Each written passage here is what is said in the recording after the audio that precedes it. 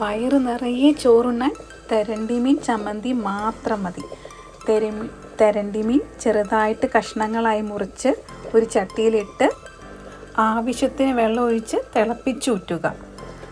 ഏകദേശം നമുക്ക് ആ തെരണ്ടി മീനിലെ അഴുക്കൊക്കെ പോകാനും പിന്നെ ഒത്തിരി ഉപ്പ് ഒന്ന് കുറയാനും കൂടിയാണ്. എന്നിട്ട് നന്നായി കഴുകിയെടുക്കുക. ഞാനിവിടെ കഴുകിയെടുത്ത് വെച്ചിട്ടുണ്ട്. നമുക്ക് ഇനി വറുത്തെടുക്കാം തെരണ്ടി മീൻ. മീൻ ചമ്മന്തി ഇടിച്ചെടുക്കാനായതുകൊണ്ട് കുറച്ച് കൂടുതൽ മുരിഞ്ഞു പോയാലും കുഴപ്പമൊന്നുമില്ല. മീൻ മിക്സിയിലിട്ട് അടിക്കുമ്പോൾ നല്ല എളുപ്പത്തിൽ നമുക്ക് ക്രഷ് ചെയ്തെടുക്കാൻ പറ്റും.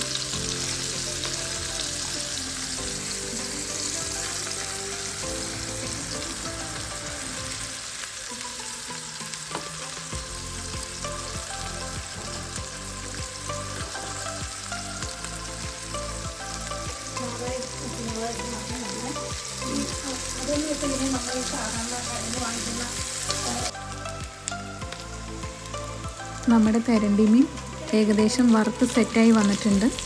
ഈ ഒരു കണ്ടീഷൻ ആകുമ്പോൾ നമുക്ക് വറ്റൽമുളക് 2 കീറി ഇട്ട് കൊടുക്കാം. അതിനുശേഷം ഒന്ന് ഇളക്കിയ ശേഷം നമുക്ക് തീ ഓഫ് ചെയ്യാം. അത് കഴിഞ്ഞിട്ട് കുറച്ച് മുളക് പൊടി വിതറി കൊടുക്കാം മീനിലേക്ക്.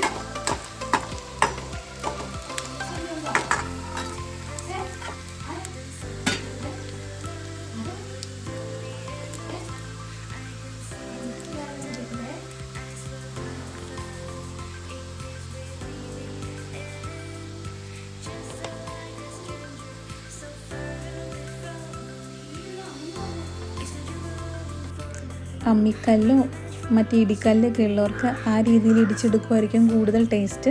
ഞാനിവിടെ മിക്സിയുടെ ജാറിലാണ്. ആവശ്യത്തിന് ചെറുള്ളി എടുത്തിട്ടുണ്ട്. അതിൻ്റെ ഒപ്പം തന്നെ നമ്മൾ മീനൊന്ന് ജസ്റ്റ് ഒന്ന് ആറിയ ശേഷം ഇട്ട് കൊടുക്കുമായിരിക്കും നല്ലത്. ഞാനിവിടെ ഒരു 2 മിനിറ്റ് വെച്ചായിരുന്നു ആറാൻ വേണ്ടി.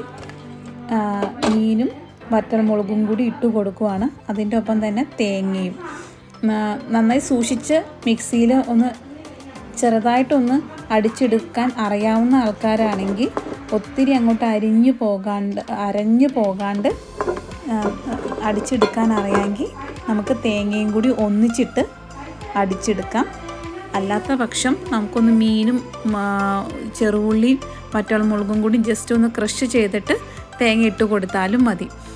ഇവിടെ ഞാനിപ്പോൾ ഉപ്പ് ഉപയോഗിക്കുന്നില്ല, ഉപ്പ് ഇടുന്നില്ല. കാരണം ഉണക്കമീനാണ്. ഉണക്കമീൻ ഇപ്പോൾ തിളപ്പിച്ച് ഊറ്റിക്കളഞ്ഞാലും ആവശ്യത്തിന് ഉപ്പ് ഉണ്ടാകും. ഇനി ഉപ്പ് കുറവാണെന്ന് തോന്നുന്ന ആൾക്കാർക്ക് ഉപ്പിട്ട് കൊടുക്കാവുന്നതുമാണ്. അപ്പം നമ്മുടെ മീൻ ചമ്മന്തി റെഡി ആയിട്ടുണ്ട്. ഈ മീൻ ചമ്മന്തി മാത്രം മതി നമുക്ക് ഒരു പ്ലേറ്റ് ചോറ് സുഖമായിട്ട് കഴിക്കാൻ. പക്ഷേ ചോറ് ഒത്തിരി കഴിക്കുന്നത് ശരിയല്ല. അപ്പോൾ അതുകൊണ്ട് നമുക്ക് ആവശ്യത്തിന് എടുത്ത് കഴിക്കുക.